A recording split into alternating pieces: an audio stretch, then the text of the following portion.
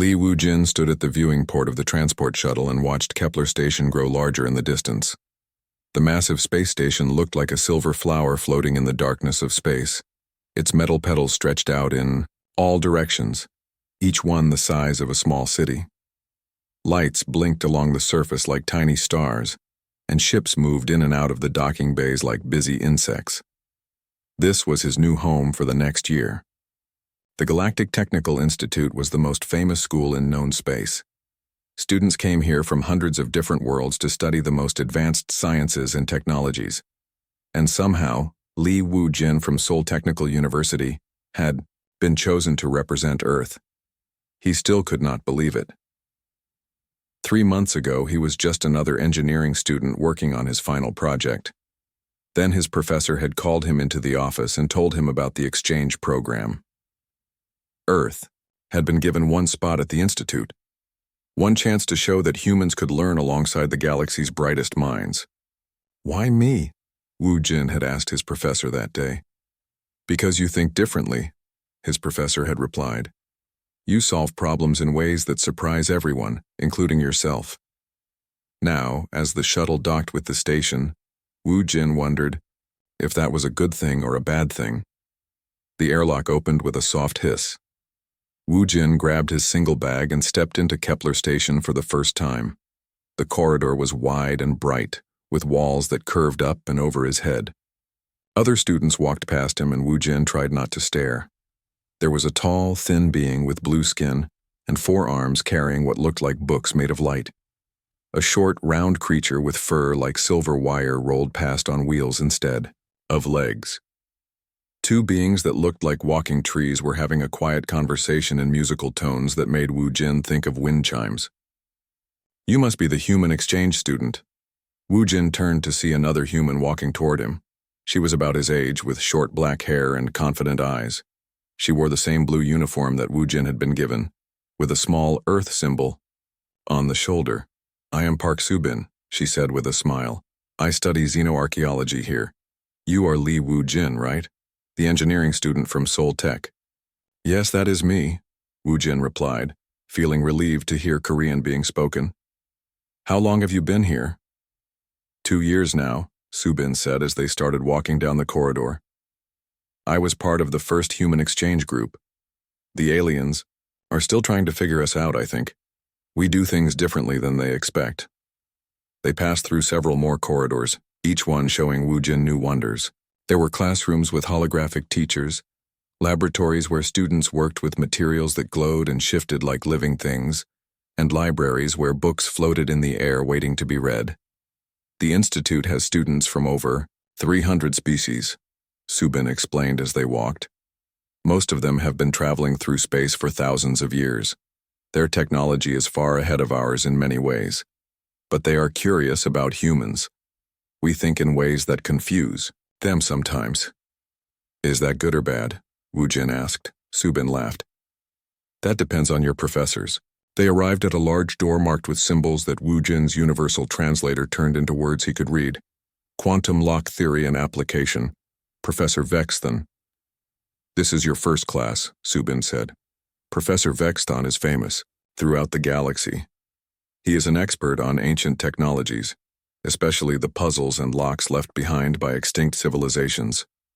Fair warning, though, he does not think much of human problem-solving methods."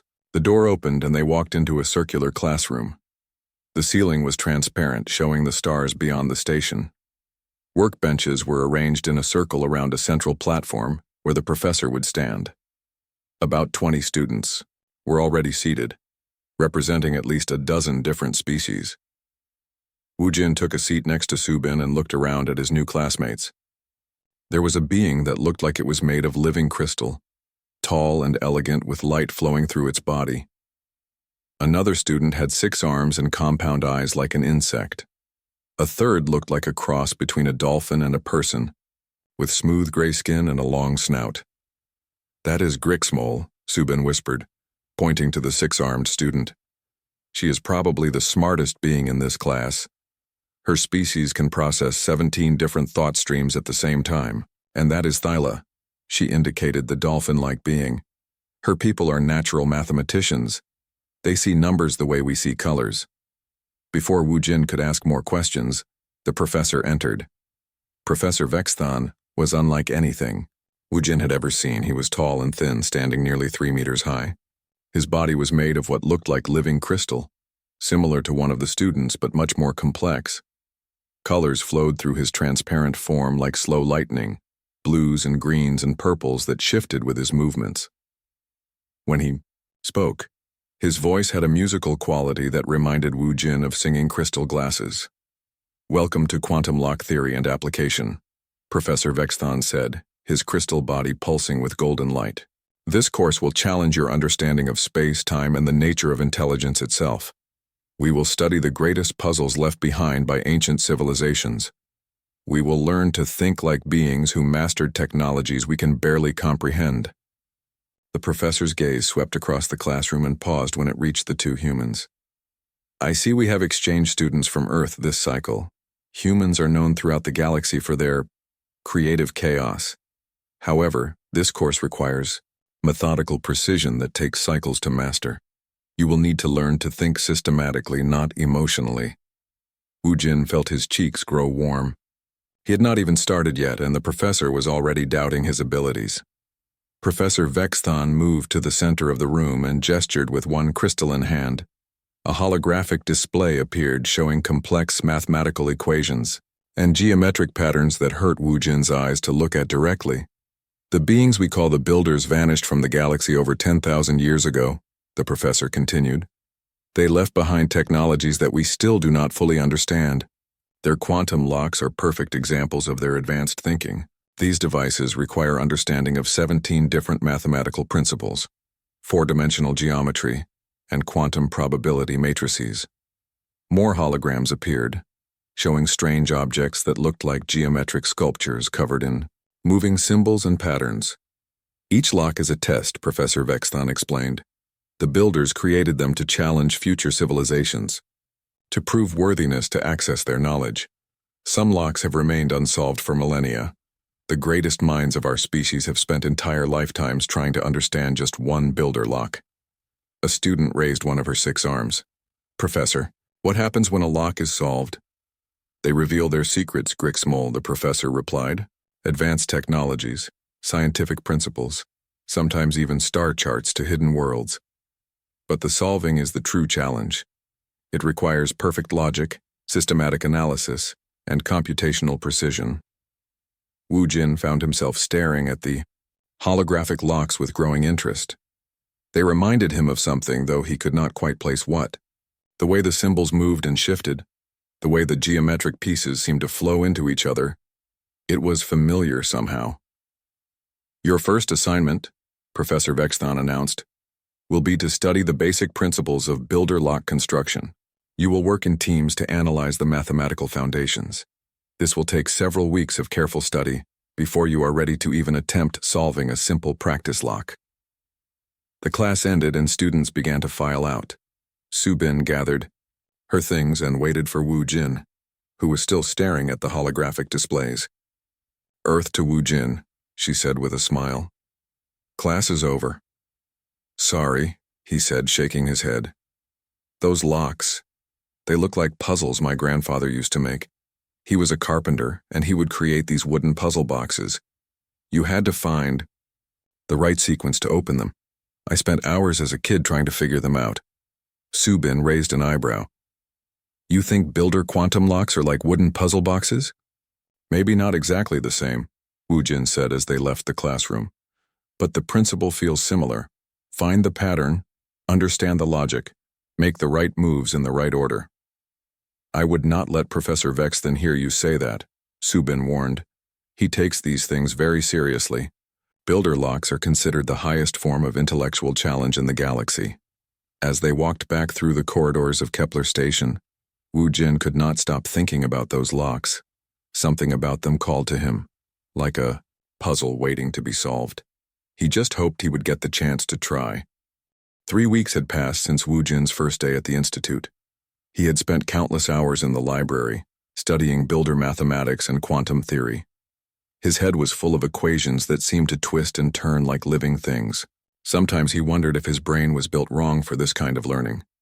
Subin had been helping him with the more difficult concepts. She was much better at the theoretical work than he was. While Wu Jin struggled with four-dimensional calculations, she could visualize quantum matrices like they were simple drawings.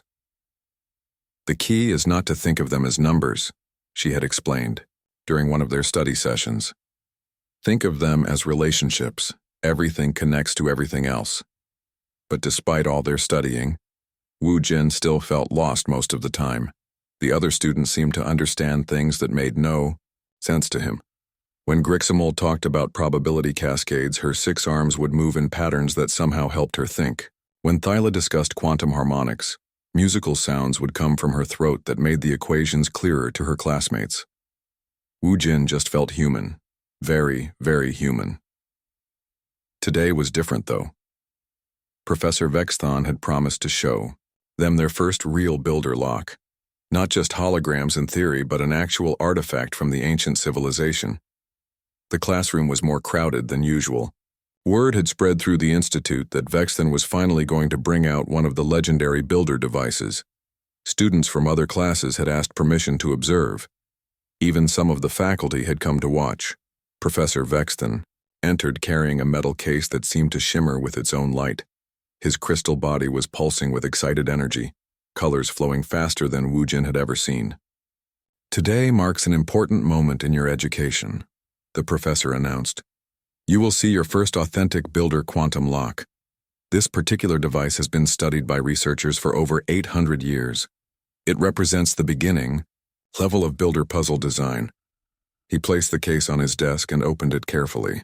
Inside, nested in soft material that looked like liquid starlight, was a bronze-colored object about the size of Wu Jin's head. It had 12 flat sides, each one covered in symbols that moved and shifted like flowing water. The whole thing seemed to pulse with a soft inner light. This is a standard builder dodecahedron lock, Professor Vexthon explained.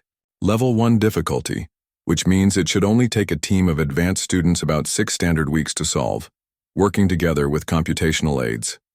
The students leaned forward to get a better look. The lock was beautiful in a way that made Wu Jin's chest feel tight.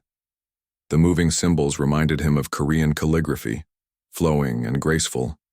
But they also had something else, something that made his fingers itch to touch them. The pattern recognition alone requires mapping 17 different symbolic languages across 4-dimensional matrices, the professor continued, turning to write equations on the holographic board behind him. You must understand the relationship between quantum states and symbolic representation. You must calculate probability chains that extend through multiple timeline branches. You must. While Professor Vexthon wrote and explained, Wu Jin found himself staring at the lock. The moving symbols were not random, he realized. They were following patterns, like a dance or like the way his grandfather's hands had moved when carving wood. There was a rhythm to it. Without really thinking about what he was doing, Wu Jin stood up and walked to the professor's desk. The lock was even more beautiful up close. The symbols flowed like water, but now he could see that they were actually following specific paths across the surface. Like a maze, but one that existed in time as well as space. He picked up the lock, feeling its warm weight in his hands. It was heavier than it looked, and it hummed softly like a tuning fork. The symbols moved faster when he touched it, as if responding to his presence. The classroom had gone quiet. Professor Vexthon was still writing equations, his back to the students. Wu Jin turned the lock over in his hands, watching the symbol patterns. There, that group of symbols was moving in a spiral. And there, those were moving in straight lines that intersected at specific points. It was like his grandfather's puzzle boxes, but instead of hidden panels and secret catches, this one used moving symbols and quantum states. He pressed a section where 3 spiral patterns met. The bronze surface felt warm under his finger, and several symbols changed color from blue to gold. The lock hummed a little louder. Next, he slid his thumb along a line where the straight-moving symbols intersected. More symbols changed color. The pattern was becoming clearer now. It was not about calculations or mathematics. It was about seeing the flow, understanding the rhythm. He turned the lock again and pressed 2 points at the same time, following the logic of the symbol dance. More changes. The humming grew louder, and some of his classmates began to notice what he was doing. One more move. He could see it now, the way all the patterns wanted to resolve into a single flowing design. He pressed the final point and twisted the entire lock 1/4 turn to the right. There was a soft, musical chime. The bronze surface split open like a flower, revealing a chamber inside that glowed with soft golden light. The lock had opened. The classroom was completely silent now. Everyone was staring at Wu Jin, who stood there holding the opened builder lock with a confused expression on his face. Professor Vexthon slowly turned around from the holographic board. His crystal body had gone completely clear, with just tiny sparkles of light deep inside like distant stars. When he spoke, his voice was barely a whisper. "What? What did you do?" "I opened it," Wu Jin said, looking down at the device in his hands. "Was it supposed to be more difficult?" The silence stretched on. Grixmol's 6 arms had frozen in mid-gesture. Thilla's mouth was hanging open. Subin was staring at her friend with wide eyes. "That is impossible," Professor Vexthon said, his voice getting stronger. "You cannot have solved that lock. It requires weeks of preparation, teams of researchers, computational analysis." "But I did solve it," Wu Jin said, still confused. "It was like a puzzle box. You just have to see the pattern and follow it to the end." Professor Vexthon moved closer, his crystal body now pulsing with rapid, chaotic colors. "Show me the calculations you used. Show me your mathematical analysis. Show me your probability matrices." "I did not use any of that," Wu Jin admitted. "I just watched how the symbols moved and figured out what they wanted to do." "Symbols do not want to do anything," the professor said, his voice sharp. "They are quantum representations of mathematical concepts. They do not have desires or intentions." "But they do have patterns," Wu Jin said quietly. "And patterns have logic, and logic has solutions." He held out the opened lock. Professor Vexthon took it with hands that trembled slightly. The device was still glowing softly, its bronze petals spread wide to show the golden chamber within. "This is impossible," the professor repeated, but his voice had changed. Instead of anger, there was something else now, something that sounded almost like wonder. The other students were starting to whisper among themselves. Word was already spreading through the classroom, and soon it would spread through the entire institute. The human exchange student had solved a builder lock in less than 5 minutes, a lock that should have taken weeks to understand. Wu Jin looked around at all the staring faces and felt his cheeks grow warm. "Did I do something wrong?" The news spread through Kepler Station faster than a solar wind. By evening, everyone knew about the human who had solved a builder lock in minutes instead of weeks. Students stopped Wu Jin in the corridors to stare at him. Professors whispered. When he walked past their offices, even the maintenance staff, beings from dozens of different worlds, looked at him with curiosity. Wu Jin hated the attention. He tried to explain to anyone who would listen that he had not done anything special. The lock had practically opened itself once he understood the pattern. But no one believed him. "You do not understand," Subin said as they ate dinner in the student cafeteria. "What you did today has never happened before. Builder locks are supposed to be impossible to solve without massive computational support.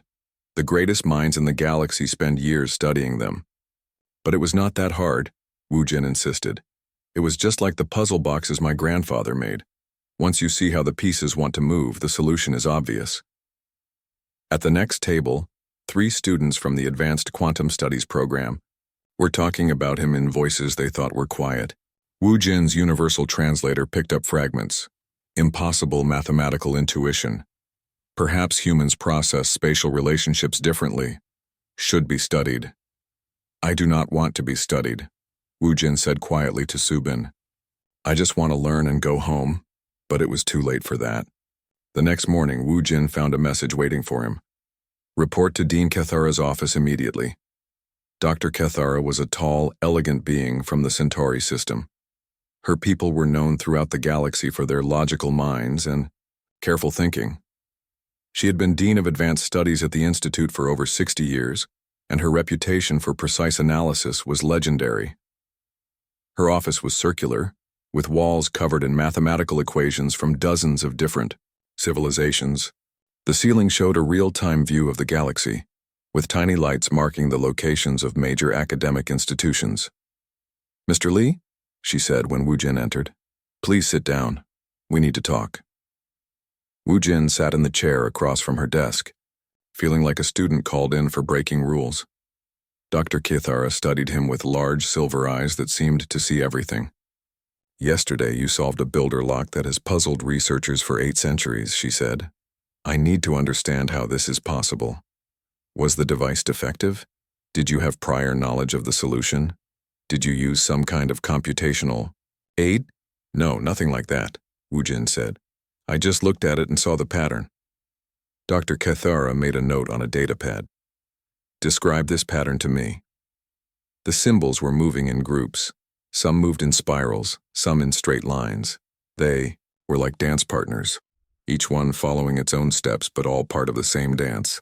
When you see the whole dance, you can predict where each dancer will be. "Symbols do not dance, Mr. Lee. They represent mathematical concepts." "But they do dance," Wu Jin said, leaning forward. "At least, that is how I see them. They have rhythm and flow and logic, just like music has rhythm and flow and logic." Dr. Kethara was quiet for a long moment. Then she stood up and walked to a wall safe that opened at her touch. Inside was another builder device, this one shaped like a cube covered in moving geometric patterns. "This lock has stumped a team of my best researchers for 3 years, she said, placing it on her desk. "If your theory about patterns is correct, you should be able to solve this as well." Wu Jin looked at the cube with interest. It was more complex than the dodecahedron, with patterns that moved in 3 dimensions instead of just across surfaces. But as he watched, he began to see the relationships. The triangular patterns were connected to the square ones, which influenced the circular ones, which in turn affected the triangular ones. It was like a 3-dimensional puzzle box. He picked up the cube and turned it slowly in his hands. The patterns responded to his touch, moving faster and changing colors. Yes, there it was. The solution was elegant, like a piece of music resolving into harmony. It took him a little longer this time, nearly 2 minutes. But when he made the final move, twisting 2 faces of the cube in opposite directions, it opened with the same musical chime as the first lock. Dr. Kethara sat down heavily in her chair, staring at the opened cube. "This is impossible," she whispered. "No," said a new voice from the doorway. "This is fascinating."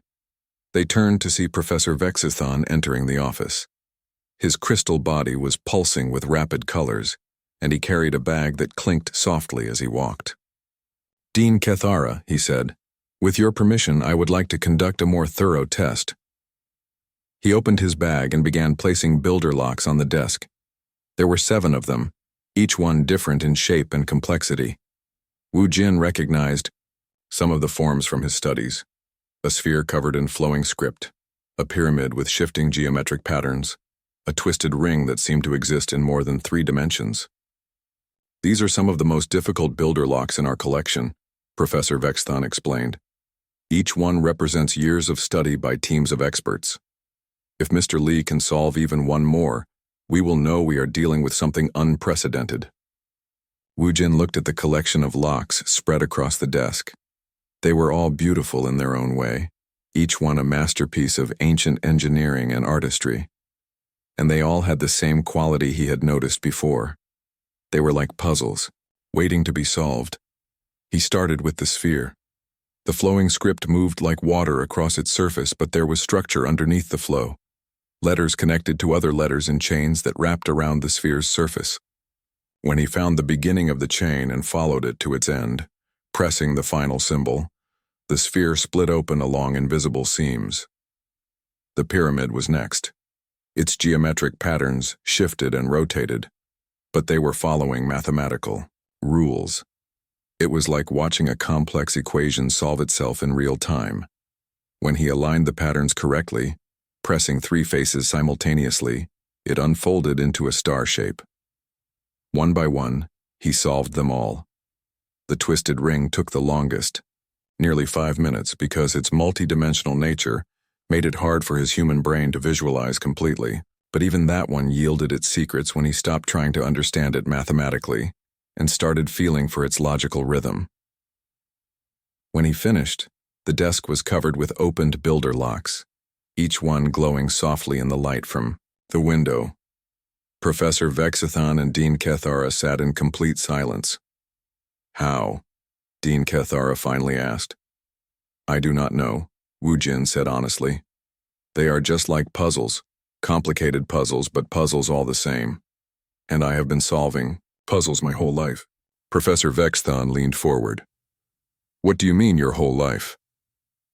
"Humans like puzzles," Wu Jin explained. "We make games out of everything. Wooden puzzle boxes, metal wire puzzles, riddles, logic problems, video games. My grandfather was always making new puzzle boxes for me when I was little. My friends and I would compete to see who could solve them fastest." He gestured at the opened locks. "These are just more sophisticated versions of the same thing. Instead of mechanical catches and hidden springs, they use quantum states and mathematical relationships. But the principle is the same. Find the pattern, understand the logic, make the right moves in the right sequence. But these require advanced mathematical analysis," Dr. Kethara protested. "Quantum probability calculations, multidimensional spatial reasoning, symbolic logic systems that take years to master." "Maybe they do if you try to solve them with math," Wu Jin said. "But puzzles are not really about math. They are about seeing patterns and understanding how things want to fit together." Professor Vexthon was studying the opened locks with new eyes. "You speak of them as if they have intentions." "In a way they do," Wu Jin said. "Every puzzle has a solution it wants to reach.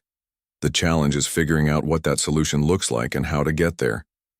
These builder locks are the same. They want to open. You just have to help them do it." As word of this second demonstration spread through the institute, Wu Jin realized his quiet student life was over. Scientists from across the galaxy would want to study him now. The human who could solve impossible puzzles would become a puzzle himself. But as he looked at the beautiful opened locks glowing on Dean Kethara's desk, he felt something he had never experienced before. The sense that maybe, just maybe, he belonged here after all.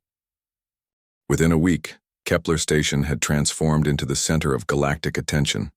Ships arrived daily from across known space, carrying scientists, military officials, and diplomats who all wanted to witness the phenomenon firsthand. The human who could solve builder locks had become the most famous student in the galaxy. Admiral Zorth of the Hegemony military was the first to arrive. His people, the Orcs, were known as the galaxy's greatest strategic thinkers. They had never lost a war, and their battle plans were studied in military academies across dozens of worlds. Admiral Zorth was tall and broad, with dark blue skin marked by silver scars from ancient battles. His presence made even the Institute's faculty nervous. "Show me," was all he said when he met Wu Jin in the demonstration room that had been set up for the growing number of observers. The room was packed with beings from across the galaxy. Researcher Prime Kixtel had come from the Academic Union, her insectoid form clicking and chittering with excitement. Observer Nethwin sat in the corner, saying nothing but watching everything with large, unblinking eyes. Dozens of other scientists, officials, and curious academics filled the remaining seats. Professor Vexthon had prepared the most difficult test yet. On the table in the center of the room sat a builder lock that looked like a miniature galaxy, a spiral of interconnected rings that rotated around each other while covered in symbols that shifted through different colors and dimensions. "This is a masterclass builder lock," Professor Vexthon announced to the assembled crowd. "It was discovered in the ruins of an ancient builder research station. Our best teams have been working on it for 15 years without success. The mathematical complexity alone requires computational power that most civilizations do not possess." Wu Jin walked to the table, aware of all the eyes watching his every movement. The pressure was enormous, but when he looked at the spinning lock, that familiar feeling came over him. The desire to understand, to solve, to see the pattern hidden within the complexity. He picked up the lock and held it in both hands. It was warm and seemed to pulse with life. The spinning rings moved, independently, but as he watched, he began to see the connections. Each ring's movement influenced the others in subtle ways. It was like watching a complex dance performed by dancers who could not see each other, but somehow stayed perfectly synchronized. The symbols were the key. As they moved and changed color, they were creating a language written in time and space. Not a language of words, but a language of relationships and patterns, like the way notes in a song related to each other to create harmony. He began to work, gently guiding the rings into different positions, watching how the symbols responded. The room was completely silent except for the soft humming of the lock as it responded to his touch. It took longer this time. The pattern was more complex, involving multiple layers of interaction that had to be resolved in the correct sequence. But gradually, piece by piece, the solution emerged. When he made the final adjustment, aligning the last set of symbols into perfect harmony, the lock opened with a sound like distant singing. Inside was a small crystal that glowed with inner fire. Ancient builder text appeared in the air above it, translated automatically by the room's systems. "Congratulations, puzzle friend. You understand the joy of solving." The room erupted in excited chatter. Admiral Zorth leaned forward, his scarred face intense. "How long did that take you?" "About 47 minutes, Wujin replied, setting down the opened lock. "My strategic analysis teams would need months to solve something that complex," the Admiral said quietly. "How is this possible?" Subin, who had been watching from the back of the room, raised her hand. "May I try something?" Professor Vexton looked surprised. "Miss Park, this is not a classroom exercise." "Please," Subin said, walking forward. "I think I understand what Wujin is doing and I want to test a theory." She selected one of the simpler locks from the table, a bronze cube covered in flowing patterns. Wujin watched as his friend examined the device, her face showing the same kind of concentration he felt when solving puzzles. "The patterns are not random," she said, more to herself than to the watching crowd. "They are following rules like a game. If I can understand the rules—" It took her longer than it would have taken Wujin, nearly 20 minutes.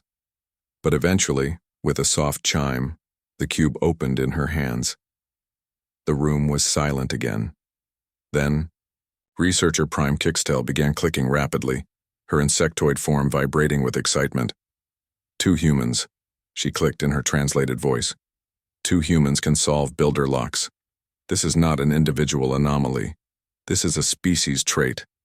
Admiral Zorth stood up, his massive form towering over the other beings in the room. "What other capabilities might humans possess that we do not know about?" Dr. Kethara had entered the room during Subin's demonstration. Now she stepped forward, her silver eyes thoughtful. "We need to understand the mechanism," she said. "How do human brains process these puzzles differently than other species?" Over the next several days, Wujin and Subin found themselves subjects of intensive study. Scanners analyzed their brain patterns while they solved puzzles. Computers mapped their neural pathways and recorded their decision-making processes. Psychologists from a dozen different species interviewed them about their thought processes. The results were fascinating and troubling in equal measure. Human brains process spatial relationships in a fundamentally different way than most galactic species, Dr. Kethara explained to the assembled researchers. "Where we see complex mathematical problems requiring systematic analysis, humans see patterns that trigger intuitive responses. It is related to your evolution," added Dr. Myth-Sarin, an elderly researcher whose species had been studying cognitive development for thousands of years. "Humans evolved as tool users and problem solvers. Your ancestors had to create solutions for survival challenges using limited resources. This shaped your brains to find creative approaches to complex problems. But there is something else," Professor Vexton said, his crystal form pulsing with rapid colors. "Something that may explain why humans specifically can solve builder locks." He activated a holographic display showing various human activities. Children playing with building blocks, adults working on crossword puzzles, teenagers playing complex video games. Humans create puzzles for entertainment, he said. This is almost unique in the galaxy. Most species view challenges as obstacles to overcome as efficiently as possible. But humans create unnecessary challenges and then solve them for pleasure. The implications sank in slowly. Wu Jin looked around the room at the alien faces, seeing understanding dawn in dozens of different types of eyes. You think the builders were like us? Subin said quietly. I think the builders created these locks not as security measures or knowledge tests, Professor Vexthon replied. I think they created them as gifts, puzzles for other puzzle-loving species to discover and enjoy. Admiral Zorth's scarred face showed the first expression of wonder Wu Jin had seen from him. If this is true, then builder technology may not be locked away from us. It may be locked away until we learn to play. Observer Nethwin spoke for the first time since arriving at the station. Their voice was soft but carried clearly through the room. If humans can unlock builder secrets, what other ancient mysteries might yield to your unique perspectives? What other knowledge waits for minds that see challenges as invitations rather than obstacles? Wu Jin felt a chill run down his spine.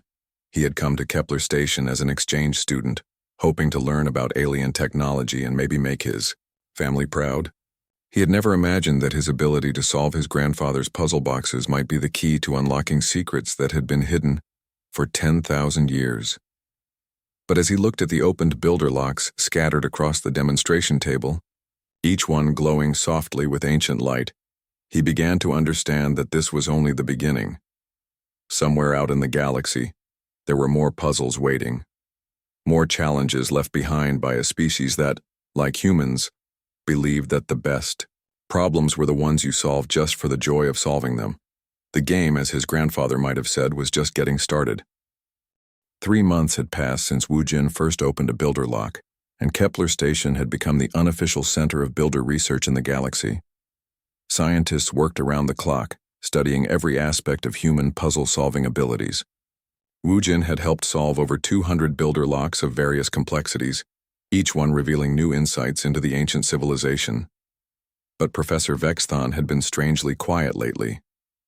While other researchers focused on understanding how humans solved puzzles, he had been spending his time in the deep archives studying historical records and ancient star charts. One evening, as Wu Jin was finishing his regular studies in the library, Professor Vexthon approached him with an expression that was hard to read on his crystalline features.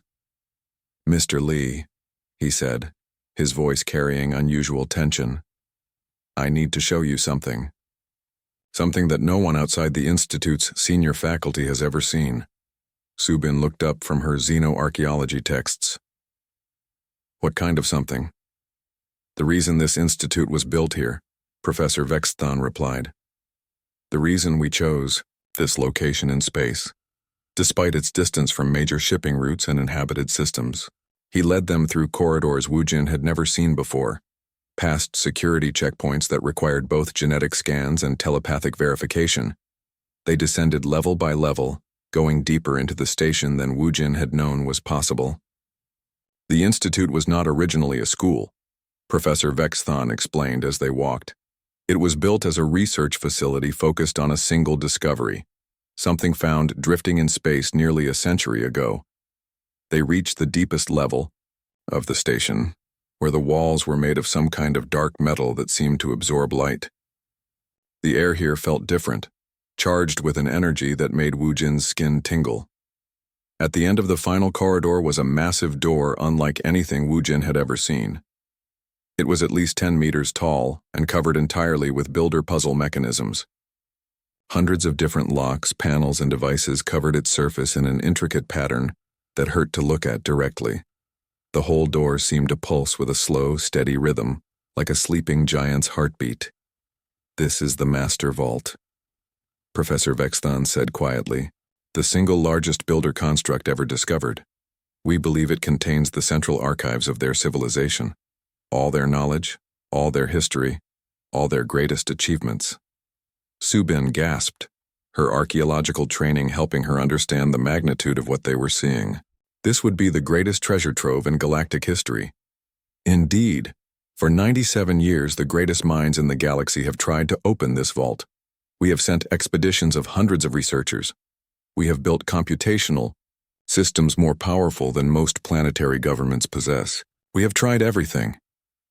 Wu Jin stepped closer to the door, studying its surface. Unlike the smaller builder locks he had solved, this one seemed almost alive. The mechanisms moved in complex patterns that reminded him of breathing or of the way ocean waves moved across a beach. But there was something else, something that made his puzzle-solving instincts tingle with excitement. "It is not just a lock," he said slowly. "It is multiple locks working together, like a combination lock. But instead of numbers, each position is a separate puzzle that has to be solved in the right order." "That is our theory as well," Professor Vexthon agreed.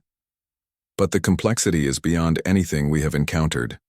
Each individual mechanism is more sophisticated than the most difficult locks you have solved, and they all interact with each other in ways we cannot predict." Wu Jin walked along the base of the door, studying the different mechanisms.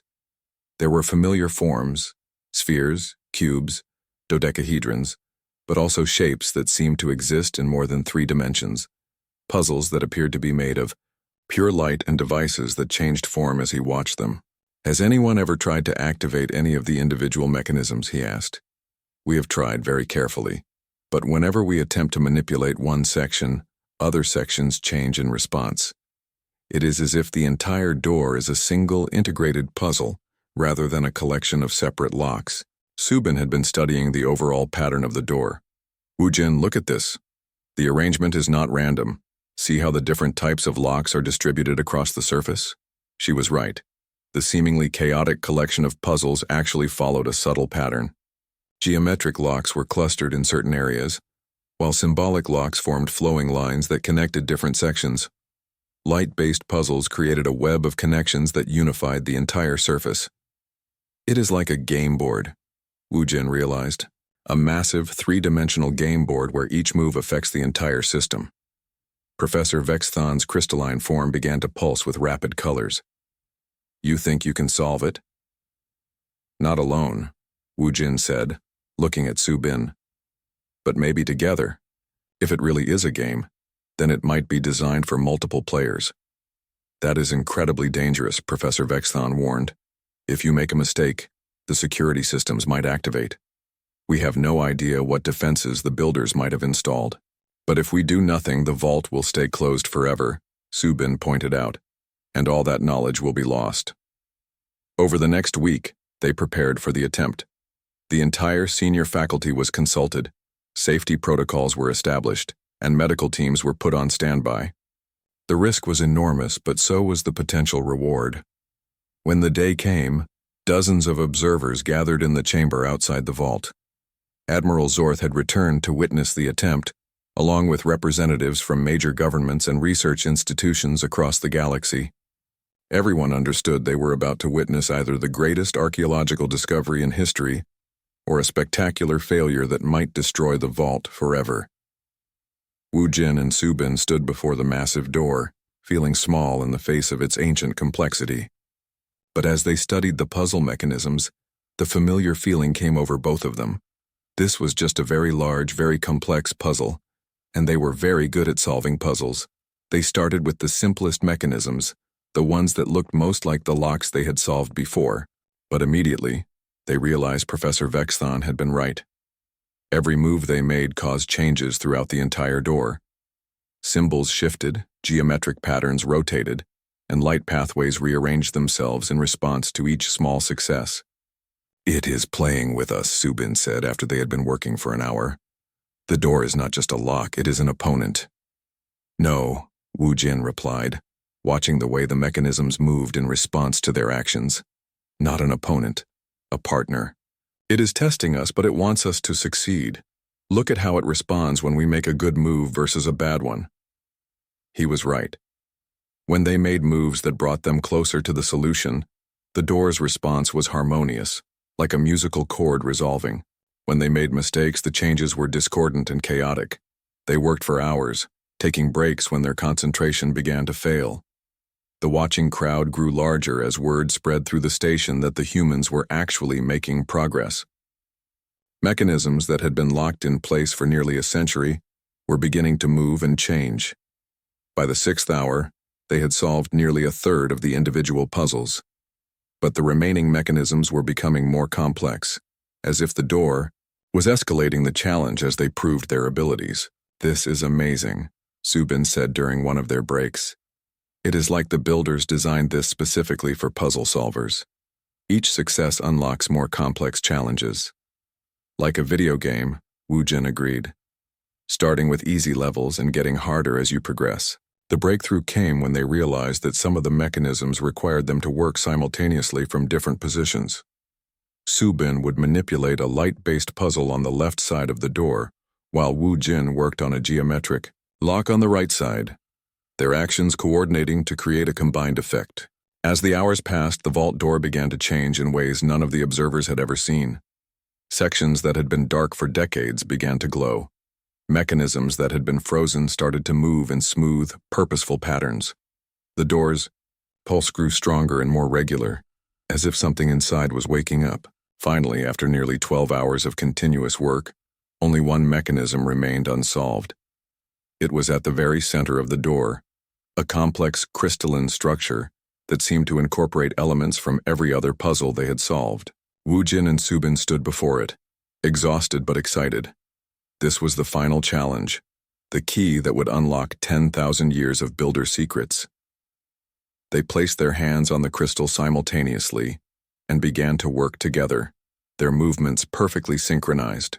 The crystal responded to their combined touch, its internal structure shifting and rearranging as they guided it through the final sequence. When the last element clicked into place, the entire door went silent.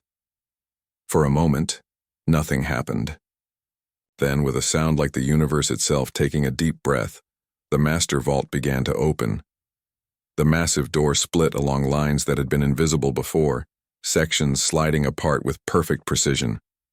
Light poured out from within, not harsh but warm and welcoming, like sunlight through autumn leaves. As the door fully opened, revealing the chamber beyond, everyone in the observation area fell completely silent. The builder stood in the doorway of the vault like a living bridge between past and present. Its crystalline form shifted between translucent and opaque, and when it moved, patterns of light flowed beneath its surface like slow lightning. Behind it, the vault stretched into impossible distances, filled with structures that seemed to exist in more dimensions than human eyes could process. "My name is Kethamir," the builder said, its musical voice carrying clearly through the chamber. "I am what you might call a curator. I have been maintaining this archive, waiting for the day when another puzzle-loving species would find us." The assembled crowd of observers was completely silent. Admiral Zorth's scarred face showed an expression of wonder that transformed his usually stern features. Researcher Prime Kixtel's chittering had stopped entirely, her insectoid form frozen. In amazement, even observer Nethwin had leaned forward, their normally impassive demeanor showing obvious fascination.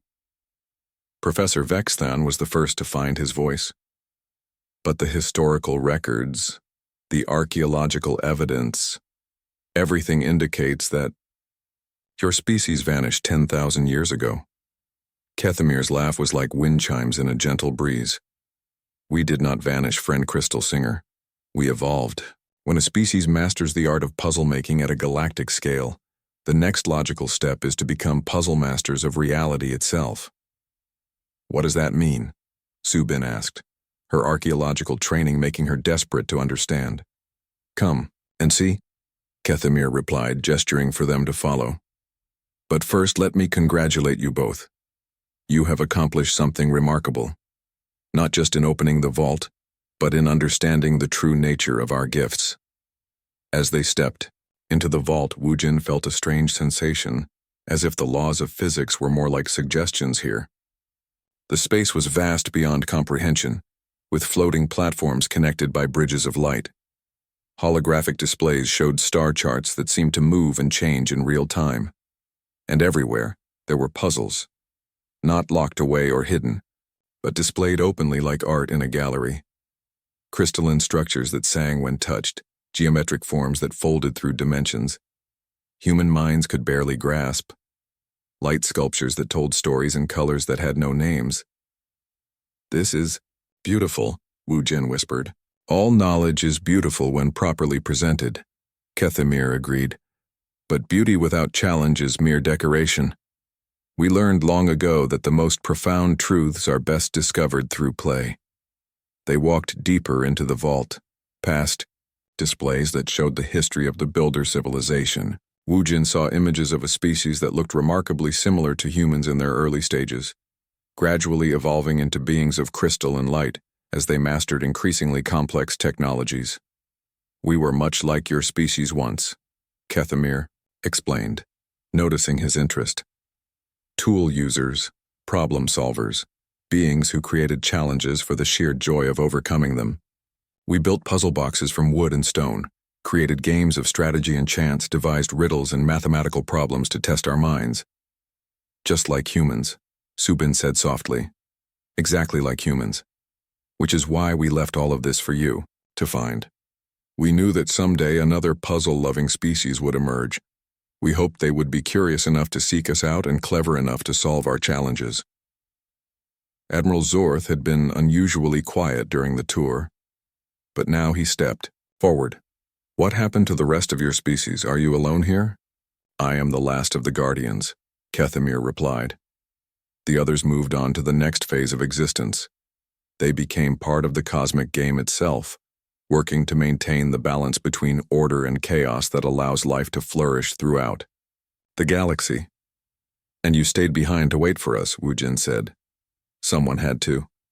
And besides," Kethamir's form pulsed with what might have been amusement, "I always enjoyed teaching newcomers how to play." Over the following days, Kethamir shared secrets that revolutionized galactic understanding. The builder locks were not just puzzles, they were teaching tools. Each one was designed to prepare minds for increasingly complex challenges. The vault itself was a vast library, but more than that, it was a school. "Knowledge without wisdom is dangerous," Kethamir explained to the growing crowd of researchers and officials who had come to study the vault. "We could simply give you our technologies, share our scientific discoveries, hand over our accumulated learning. But that would rob you of the most important part, the growth that comes from earning understanding." "So the locks are graduation tests," Professor Vexthon said, his crystalline form resonating with understanding. "In a sense, yes. Each lock opened represents not just access to information, but proof that the opener has developed the mental flexibility to use that information responsibly." The revelations continued. The builders had not just disappeared, they had spread throughout the galaxy, leaving puzzle challenges on thousands of worlds. Each one was waiting for local species to develop the curiosity and skill needed to solve them. Earth received its share of builder gifts, Kethamir told Wu Jin and Subin during a private conversation. "Ancient monuments that are actually puzzle structures, archaeological mysteries that are really teaching devices. Your species has been solving builder challenges for millennia without realizing it. The pyramids," Subin breathed, "Stonehenge, the Antikythera mechanism, among others. We have been preparing humanity for this moment since your ancestors first learned to make tools. But perhaps the most important revelation came when Kethamir showed them the deeper levels of the vault. Here, the puzzles were not static displays, but active, living challenges that adapted and evolved based on who was trying to solve them. These are the next level, Kethamir explained. Puzzles that learn and grow, challenges that become more complex as the solver becomes more skilled. This is where real mastery begins. Wu Jin looked at the shifting, evolving puzzle structures with excitement and a little fear. They were beautiful and terrifying at the same time, like looking at the edge of an infinite ocean of possibility. "What happens now?" he asked. "Now the real game begins," Kethamir replied. "Humanity will take its place among the puzzle-loving species of the galaxy. You will help other civilizations learn to see challenges as gifts rather than obstacles. And together, all of us will work to solve the greatest puzzle of all." "Which is?" Kethamir gestured toward the holographic star charts that showed the vast complexity of the galaxy, with its billions of worlds and countless forms of life. How to help the universe itself grow and learn and become more than it was before. The builders learned long ago that existence itself is a game, and the goal is not to win but to help everyone play better. 1 year later, the Galactic Technical Institute had been transformed. The Human Builder Exchange Program had attracted students from across known space who wanted to learn the new approach to problem solving. Puzzle-based learning had revolutionized education on hundreds of worlds. Wu Jin had become the first director of xenological gaming studies, working with Kethamir to develop curricula that taught ancient builder wisdom through play and challenge. Subin led archaeological expeditions to builder sites throughout the galaxy, uncovering puzzle treasures that had waited millennia for curious minds to discover them. Professor Vexthan had become Wu Jin's co-director, his systematic approach, complementing human intuition to create teaching methods that worked for beings of all species and cognitive types. Even Admiral Zorth had requested a leave of absence from military service to study puzzle-based strategic thinking. But perhaps the most remarkable change was in the students themselves. Children from dozens of different worlds now played together, with builder puzzle toys, learning to see differences not as barriers but as advantages. Each species brought their own unique perspective to the challenges, creating solutions that none of them could have achieved alone. On the anniversary of opening the Master Vault, Wu Jin stood again in the observation chamber, watching a new group of students work together on a complex builder challenge. Humans, Korax, Centaurians, and beings from species whose names he was still learning to pronounce, all collaborating on a puzzle that would have been impossible for any single species to solve. "Your grandfather would be proud," Subin said, joining him at the observation window. "I think he would be amazed," Wu Jin replied. "When he made those puzzle boxes for me, he'd probably never imagined they were preparing me for something like this." "Maybe that is the point," Kethamir said, materializing beside them with the silent grace that still surprised Wu Jin after a year of friendship. "The best teachers plant seeds without knowing what will grow from them. Your grandfather gave you a love of puzzles. Now you are helping to teach the galaxy that love is the key to unlocking the universe itself." As Wu Jin watched the students below solve their challenge with excited celebration, he realized that Kethamir was right. The universe was indeed the greatest puzzle of all, but it was not a puzzle meant to be solved alone. It was a game designed for everyone to play together, each species contributing their unique strengths to create something greater than any of them could achieve individually. The game would never truly end, and that was exactly how it should be. After all, the best puzzles were not the ones you finished, but the ones that inspired you to create new challenges for others to enjoy.